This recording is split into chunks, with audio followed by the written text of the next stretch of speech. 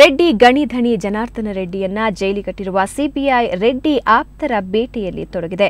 ನಿನ್ನೆ ರೆಡ್ಡಿ ಆಪ್ತರಾದ ಖಾರದಪುಡಿ ಮಹೇಶ್ ಹಾಗೂ ಸ್ವಸ್ತಿಕ್ ನಾಗರಾಜು ಮನೆ ಮೇಲೆ ದಾಳಿ ನಡೆಸಿದ್ದ ಸಿಬಿಐ ದಾಖಲೆ ಪತ್ರಗಳನ್ನು ವಶಪಡಿಸಿಕೊಂಡಿತ್ತು. ಅಲ್ಲದೆ ಇವತ್ತು ಕೋರ್ಟ್ಗೆ ಖುದ್ದು ಹಾಜರಾಗುವಂತೆ ಸೂಚಿಸಿ ಈ ಇಬ್ಬರು ನಾಂಪಲ್ಲಿ ಕೋರ್ಟ್ ನೋಟಿಸ್ ಜಾರಿ ಮಾಡಿತ್ತು. ಸಿಬಿಐ ಭಯದಿಂದ ಈಗಾಗಲೇ ನಾಪತ್ತೆಯಾಗಿರೋ ಖಾರದಪುಡಿ ಮಹೇಶ್ ಹಾಗೂ ಸ್ವಸ್ತಿಕ್ ನಾಗರಾಜು ಇಂದು ಕೋರ್ಟ್ಗೆ ಹಾಜರಾಗುವರೇ ಅನ್ನೋ ಕುತೂಹಲ ಮನೆ ಮಾಡಿದೆ.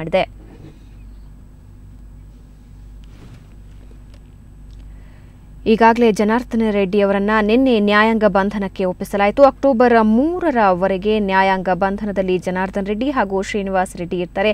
ಇದಾದ ನಂತರ ಸಾಕಷ್ಟು ಪ್ರಮುಖವಾಗಿ ಕೇಳಿಬರ್ತಾ ಇರುವಂತಹ ಹೆಸರು ಅಂದರೆ ರೆಡ್ಡಿ ಆಪ್ತರಾಗಿರುವಂತಹ ಖಾರದಪುಡಿ ಮಹೇಶ್ ಹಾಗೂ ಸ್ವಸ್ತಿಕ್ ನಾಗರಾಜ್. ನಿನ್ನೆ ಸಿಬಿಐ ಈ ಇಬ್ಬರು ಮನೆಗಳ ಮೇಲೆ ಬಳ್ಳಾರಿಯ ಹೊಸಪೇಟೆಯಲ್ಲಿ ಇವರ ಮನೆಗಳಿತ್ತು, ಅದರ ಮೇಲೆ ದಾಳಿಯನ್ನ ನಡೆಸಿ ಅದಾದ ನಂತರ ಈಗ ಆದೇಶವನ್ನ ಹೊರಡಿಸಿದೆ.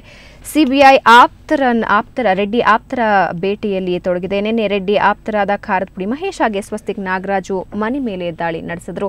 ಈ ಬಗ್ಗೆ ಇನ್ನಷ್ಟು ಮಾಹಿತಿ ಪಡೆಯೋಣ ನಮ್ಮ ಪ್ರತಿನಿಧಿ ನರಸಿಂಹರಾಜು ಅವರಿಂದ. ನರಸಿಂಹಮೂರ್ತಿ, ಓಕೆ, ಇವಾಗ ಸಿಬಿಐ ಏನಂತ ಆದೇಶ ಹೊರಡಿಸಿದೆ, ಈಗ ಎಲ್ಲಿದ್ದಾರೆ ಇವರಿಬ್ರು ಅನ್ನೋದ್ರ ಬಗ್ಗೆ ಏನಾದರೂ ಮಾಹಿತಿ ಸಿಕ್ಕಿದೆಯಾ? ಭಾವನಾ, ಇವರು ಏನು ಜನಾರ್ದನ ರೆಡ್ಡಿ ಬಂಧನ ಆದಾಗಿಂದನೂ ಕೂಡ ಇವರು ಅಬ್ಸ್ಕ್ಯಾಂಡ್ ಆಗೇ ಇದ್ರು ಮತ್ತು ಏನು ನಿರೀಕ್ಷೆಯಂತೆ ಇವ್ರ ಮನೆ ಮೇಲೆ ಕೂಡ ನಿನ್ನೆ ದಾಳಿ ನಡೆದಿತ್ತು. ಏನು ಖಾರದಪುಡಿ ಮಹೇಶ್ ಮತ್ತು ಸ್ವಸ್ತಿಕ್ ನಾಗರಾಜು ಮತ್ತು ತೊಂಡೂರಿನ STD ಮಂಜು ಈ ಮೂವರು ಕೂಡ ರೆಡ್ಡಿಯ ಬಂಟರಂತೆ ಕೆಲಸ ನಿರ್ವಹಿಸ್ತಿದ್ರು. ಏನು ರಿಸ್ಕ್ ಜಾಬ್ ಅಂತಿದ್ರಲ್ಲ, ರಿಸ್ಕ್ ಜಾಬ್ ನ ಇವ್ರು ಮೂವರು ನಿರ್ವಹಣೆ ಮಾಡ್ತಿದ್ರು. ಅಧಿಕಾರಿಗಳಿಗೆ ಪೇಮೆಂಟ್ ಕೊಡೋ ಕೆಲಸ ಮತ್ತು ಏನು ಚೆಕ್ ಪೋಸ್ಟ್ ಗಳನ್ನ ದಾಟಿಸುವಂತ ಈ ರಿಸ್ಕ್ ವರ್ಕ್ ಅನ್ನೆಲ್ಲ ಇವ್ರು ಮಾಡ್ತಾ ಇದ್ರು.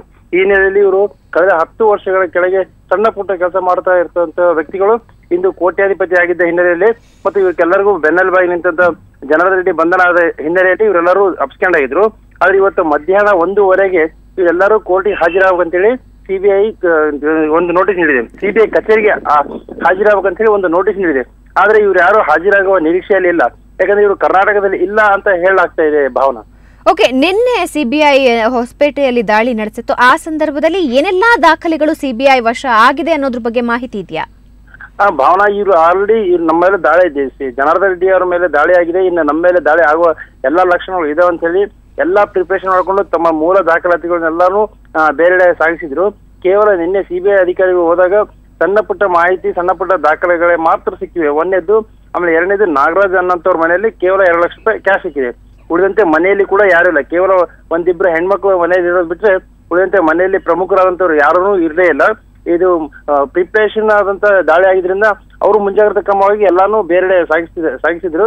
ಅದಕ್ಕೆ ಈ ಹಿನ್ನೆಲೆಯಲ್ಲಿ ಸಿಬಿಐ ಅಧಿಕಾರಿಗಳು ಇವರು ಈ ರೀತಿಯಾಗಿ ಮಾಡಿದಾರೆ ಅನ್ನೋದಕ್ಕೆ ನೀವಾಗೆ ಬಂದು 1:30 ಒಳಗೆ ನೀವು ಬಂದು ಇದು ಸಿಬಿಐ ಕಚೇರಿ ಹೈದರಾಬಾದ್ ನಲ್ಲಿ ಹಾಜರಾಗಬೇಕು. ಇಲ್ಲದೆ ಇದ್ದ ಪಕ್ಷದಲ್ಲಿ ನಿಮ್ಮ ಮೇಲೆ ಅರೆಸ್ಟ್ ವಾರೆಂಟ್ ಜಾರಿ ಮಾಡಲಾಗುವಂತ ನೋಟಿಸ್ ನಲ್ಲಿ ಹೇಳಾಗಿದೆ. ಭಾವನಾ, ಓಕೆ ನರಸಿಂಹಮೂರ್ತಿ, ಧನ್ಯವಾದ ಮಾಹಿತಿಗಾಗಿ.